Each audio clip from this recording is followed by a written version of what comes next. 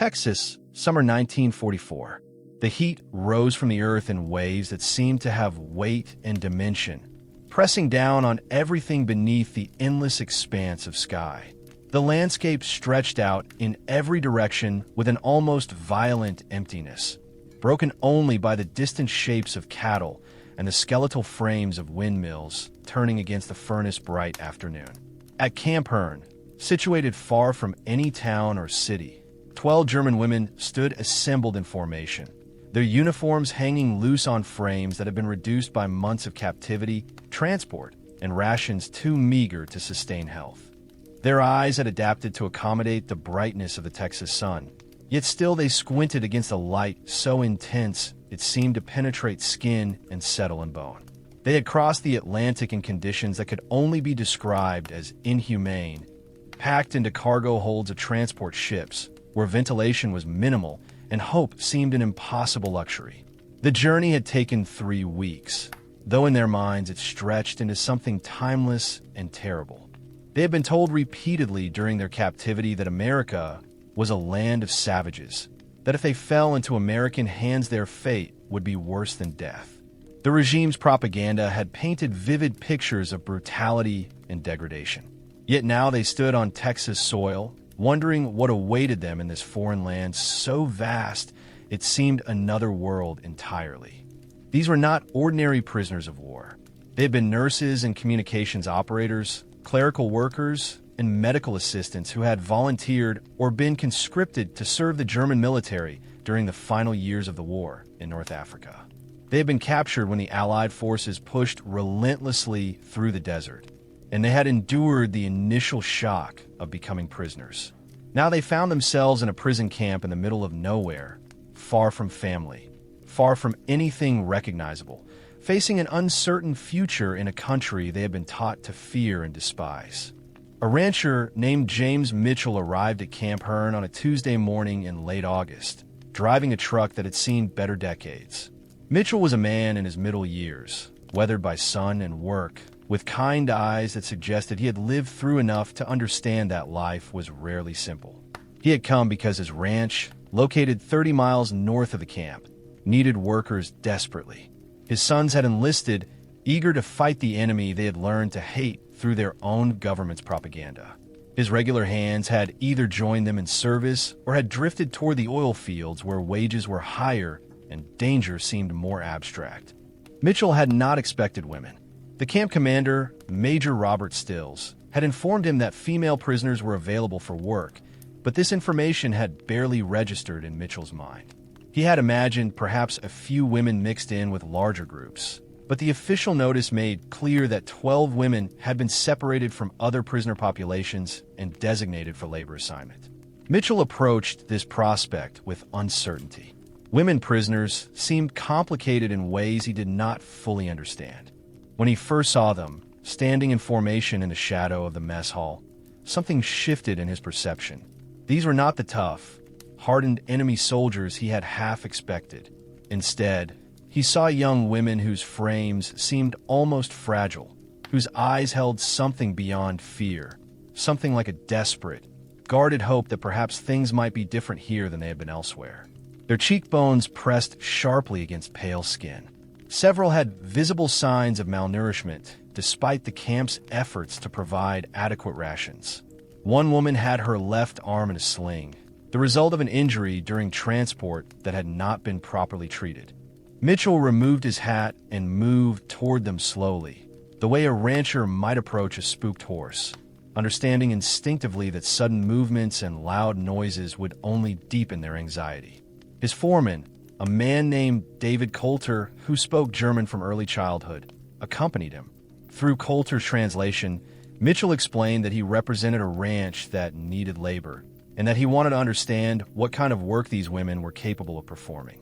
The responses came hesitantly at first, but gradually the women began to explain their previous experience. Several had worked in hospitals or medical facilities. Others had clerical experience. One woman mentioned that before the war, she had worked in a bakery. Another had been a teacher. Major Stills appeared behind them, eager to ensure that this arrangement would proceed according to military protocol. He explained that these women were prisoners, and as such they were required to perform productive labor. The regulations were explicit. He expected Mitchell to work them in the fields or on other manual tasks that would utilize their physical capabilities. Mitchell listened, but his mind was working through the problem differently. That evening, Mitchell sat in his ranch house kitchen with his wife Eleanor, his foreman Coulter, and a handwritten list of possibilities scratched onto worn paper. Eleanor was a woman of considerable intelligence and compassion, the kind of person who saw problems as opportunities to demonstrate humanity. She had grown up in a household that valued education and the importance of treating others with dignity, regardless of circumstances. She listened while her husband explained what he had observed about the prisoners, their physical condition, and the regulations that demanded they perform productive labor. Eleanor asked questions that seemed simple but held profound implications. What if we did not simply assign them labor, but instead allowed them to contribute in ways that might actually help them recover? What if, rather than seeing them only as prisoners or as workers, we saw them as people who needed not just food and shelter, but purpose and dignity? What if we gave them opportunities to develop skills that had nothing to do with their status as captives? Coulter shook his head at first, insisting that such ideas violated every protocol he understood. But Mitchell found himself increasingly drawn to his wife's perspective. What if, he asked slowly, these women worked in the ranch house, helping Eleanor with the domestic operations? What if they learned skills related to ranch management, accounting, food preservation? What if they were treated not as prisoners, but as temporary employees learning a trade? The more radical idea came from Eleanor herself, spoken almost tentatively, as if she was suggesting something absolutely forbidden. What if one of them married one of his hands?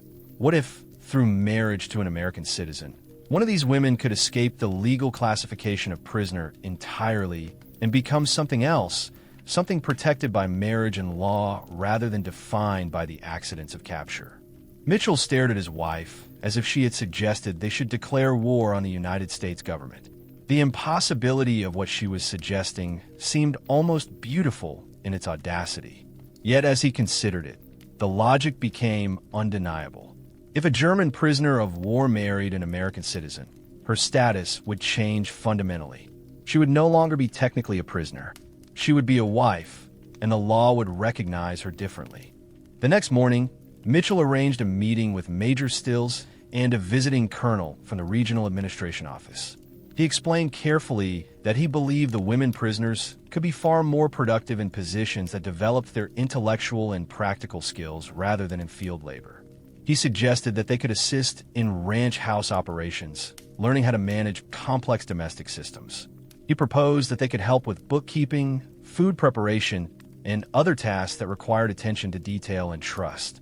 Stills objected immediately, but the colonel, a man named Harrison who had seen enough war to understand that effective prisoner treatment ultimately served military interests, considered Mitchell's proposal more seriously. He asked practical questions about security and supervision. Mitchell explained that the ranch was remote, surrounded by open land, and that escape would be impossible without resources or knowledge. The women had no money, no family connections in America, and no realistic ability to survive independently in Texas.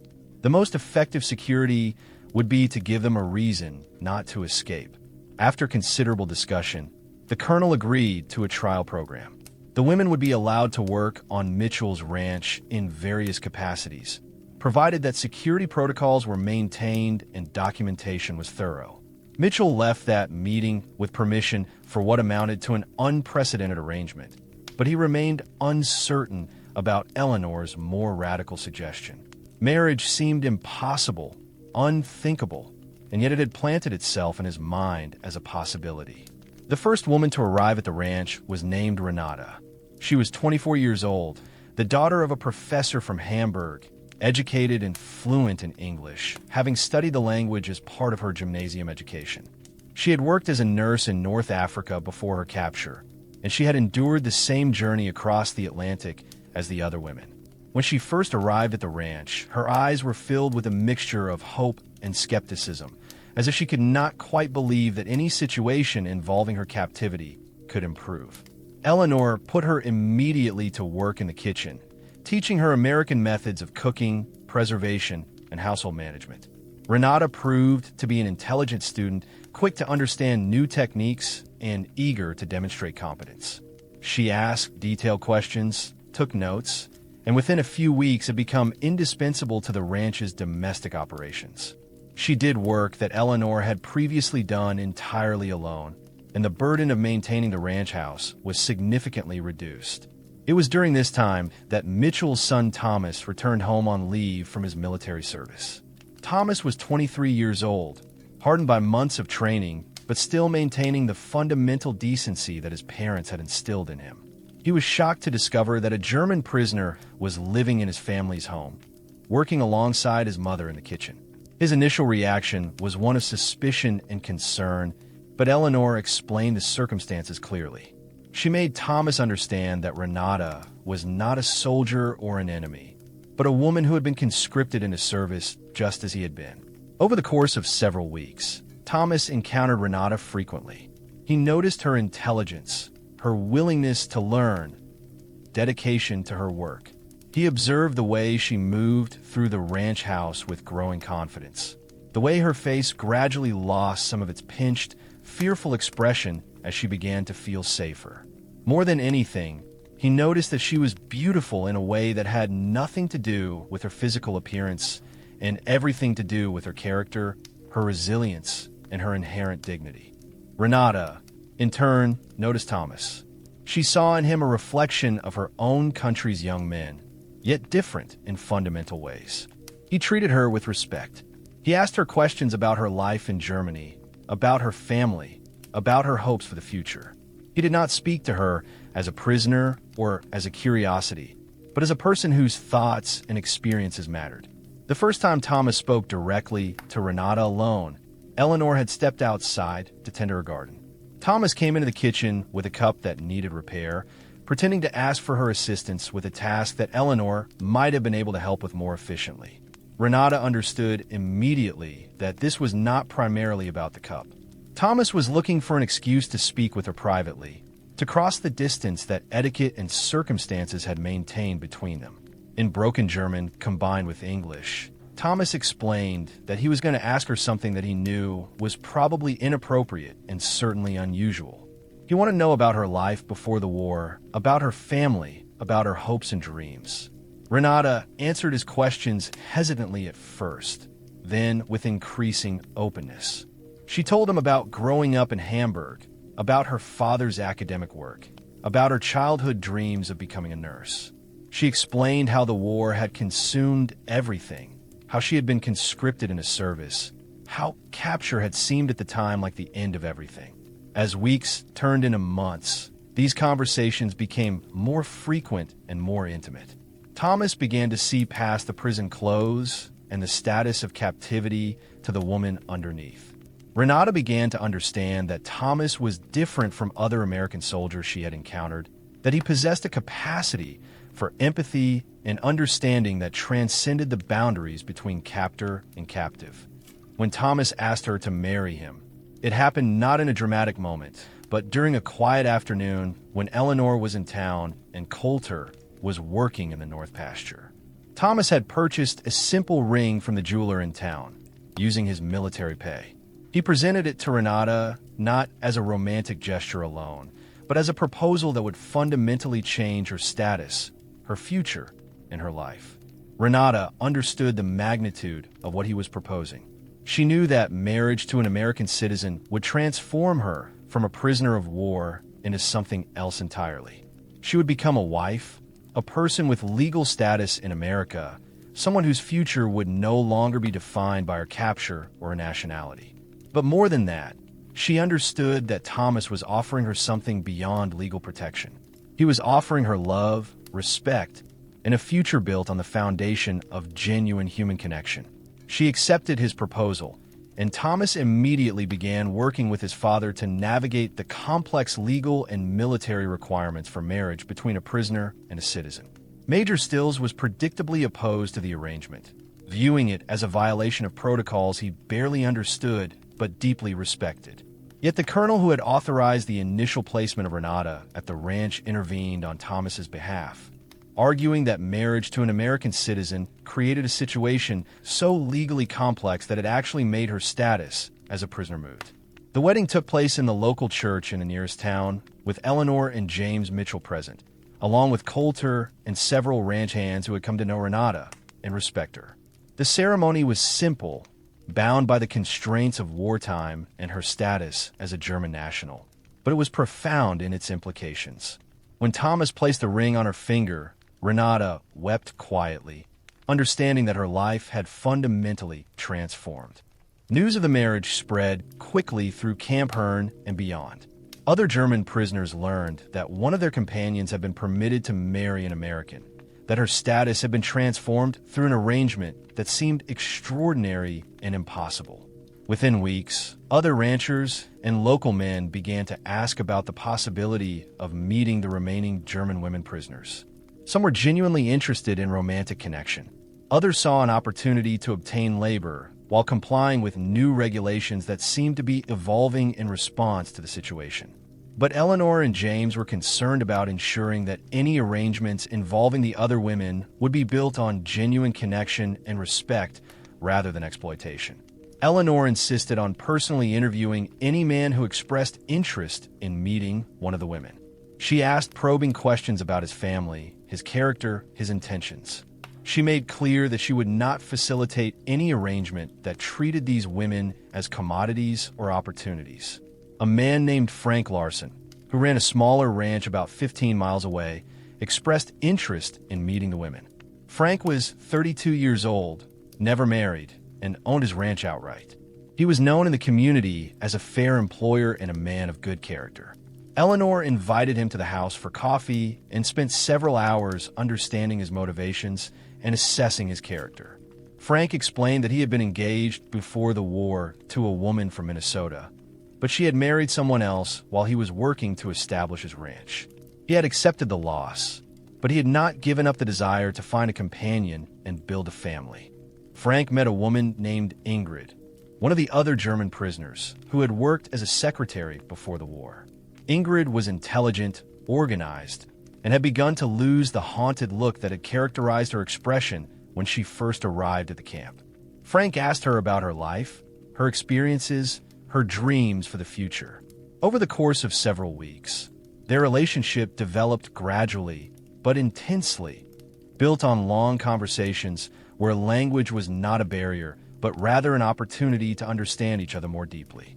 When Frank asked Ingrid to marry him, he did so with genuine emotion, understanding that he was asking her to commit to a life in Texas, far from her homeland, with a man she had known for only a few months.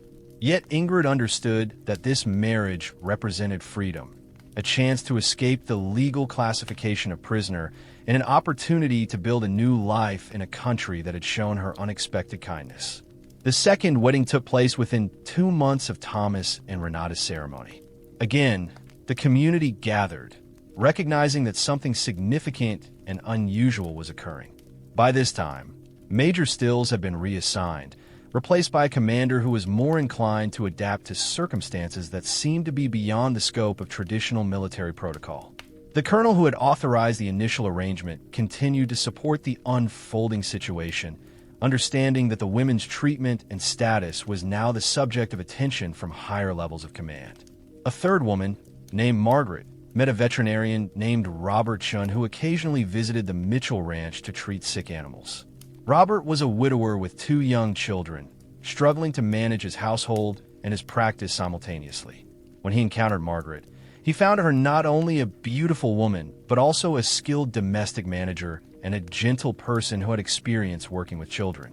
Margaret, for her part, saw in Robert an opportunity to have a family, to contribute meaningfully to the lives of children who needed a mother figure, and to build a future based on love and mutual respect. Eleanor recognized that she was witnessing something unprecedented and profoundly moving. By the time the fourth marriage took place, she had become almost a manager of this process, carefully assessing the character of men who expressed interest in meeting the German women prisoners, and equally carefully assessing the emotional readiness of the women to consider marriage as a path forward. Not all of the women chose marriage. Some preferred to remain at Camp Hearn, where they had established routines and relationships with other prisoners. Others expressed interest in different kinds of work that would allow them to remain in Texas while avoiding the complications of marriage. The camp commander worked with Eleanor and James to develop opportunities for these women, recognizing that they had become something of a responsibility of the camp system and the community more broadly. Eleanor organized a program where the women who did not wish to marry could take positions in town, working as domestic staff, helping with agricultural production, or assisting in local businesses.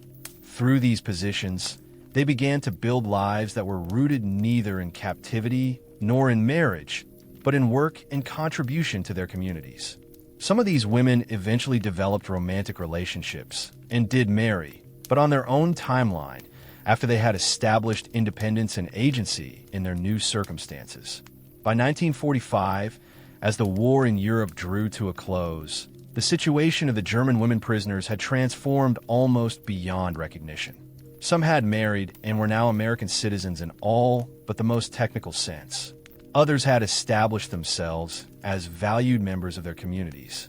The prison camp system, which had once held them as enemies, had gradually shifted in response to the reality of their humanity and their capacity to contribute to American life. When the war finally ended in May 1945, the women who had married American men were no longer technically prisoners. Their legal status had been transformed through their marriages, and military regulations that would have required their repatriation no longer applied to them in the same way. The women who had not married faced a more complex situation, and there was considerable effort to permit them to remain in America rather than to return to a Germany that was being divided among the occupation powers and facing unprecedented destruction. Renata and Thomas had, by this time, begun to build their future. Renata had become pregnant, and she was preparing to give birth to the first of what would eventually be 3 children. She wrote letters to her family in Germany, describing her new life in Texas, her marriage to an American rancher, her hopes for her children's future. Some of her family members survived the war, though others did not.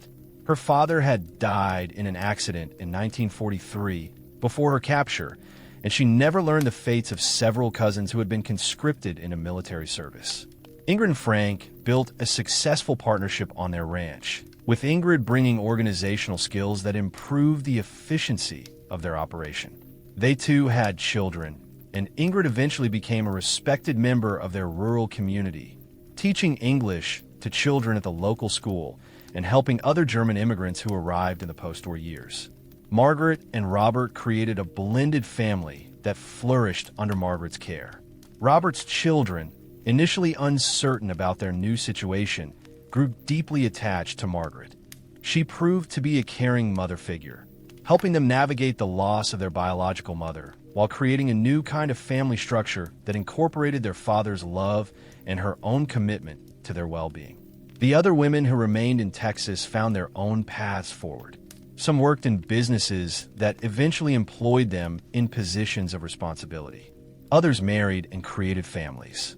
A few returned to Germany as the occupation proceeded, and women were permitted to emigrate more freely, choosing to rebuild their lives in their homeland rather than remaining in America. Years later, when the war had become history and the people who had lived through it began to age, the women who had come to Texas as prisoners reflected on their experiences. They recognized that they had been extraordinarily fortunate, that they had encountered people who chose compassion over cruelty, who saw possibility where others saw only obstacles and regulations. They understood that their marriages had been transformative not merely as romantic arrangements, but as legal and social mechanisms that had freed them from the category of prisoner. Thomas and Renata's children grew up hearing stories about their mother's journey from captivity to freedom, from prisoner to American citizen to rancher's wife.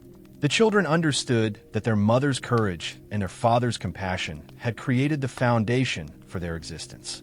They grew up bilingual, learning German from their mother and English from their father, creating a bridge between cultures that had been enemies during their mother's youth. Ingrid and Frank's descendants would carry forward stories about how their ancestors had met across the barriers of war and captivity, and how their relationship had overcome obstacles that should have been impossible to transcend. Margaret and Robert's blended family became a model of how complicated families could work, how love could bridge gaps that seemed insurmountable, and how commitment could create bonds stronger than biological connection. Eleanor and James Mitchell, who had initiated this extraordinary program, understood that they had been part of something significant. They had recognized that these women were people first and prisoners second. They had trusted their instinct that human connection could transcend the official designations of enemy and captive.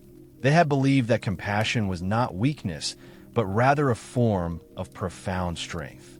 In the decades after the war, as Germany rebuilt and relations between former enemies gradually normalized, stories of the German women who married American ranchers circulated as examples of how individuals could choose humanity even in circumstances designed to enforce division and hatred. These stories seemed almost fictional in their improbability, yet they were grounded in documented reality, preserved in marriage records, family photographs, and letters that crossed the Atlantic carrying news of lives rebuilt from the ashes of war. The women themselves became living bridges between nations. They raised American children while maintaining connection to their German heritage. They helped other German immigrants adapt to American life. They became teachers, business people, and respected members of their communities. They embodied the possibility that people separated by war could find connection, that enemies could become family, and that love could flourish even in the most unlikely and broken circumstances. What Mitchell and his family had initiated was not revolutionary in the grand sense. They had not changed international law or military policy. They had not ended war or prevented future conflicts. They had simply recognized the humanity in women who were legally classified as enemies and had trusted that treating them with dignity and respect would lead to unexpected possibilities. In doing so, they had demonstrated that even in war's darkest hours, when systems of government demanded that people treat each other as categories rather than individuals, it was still possible to choose compassion. The women who came to Texas as prisoners and left as wives, American citizens, and founders of new families represented millions of small moments where individuals chose humanity over hatred. Their stories became evidence that the human capacity for connection and compassion could survive even systematic attempts to erase it. They proved that love could grow in the most unlikely circumstances, that marriage could transcend captivity, and that freedom could be achieved not only through escape, but through transformation of status, through commitment to another person, and through the willingness of communities to adapt their understanding of who these women were. Years passed, and most of the people directly involved in these events moved on into old age and eventually into death. But their legacy persisted in the children and grandchildren they left behind, in family stories passed down through generations, and in the historical record that eventually recognized their experiences as significant examples of how individual action could create profound change even within systems designed to maintain rigid categories and enforcements. The German women who married American cowboys represented an unusual and extraordinary response to the complications of war and captivity. They had been classified as enemies, transported across oceans, held in camps, and designated for labor. Yet through circumstances that combined individual compassion, institutional willingness to adapt, and their own courage and openness to possibility, they had found paths to freedom, to love, to new lives built on foundations of respect and genuine human connection. Their stories endured not because they were typical, but because they demonstrated what became possible when people chose to see each other as individuals rather than as representatives of nations or ideologies. They proved that even war, with all its machinery designed to dehumanize and divide, could not entirely erase the human capacity for recognition, compassion, and love.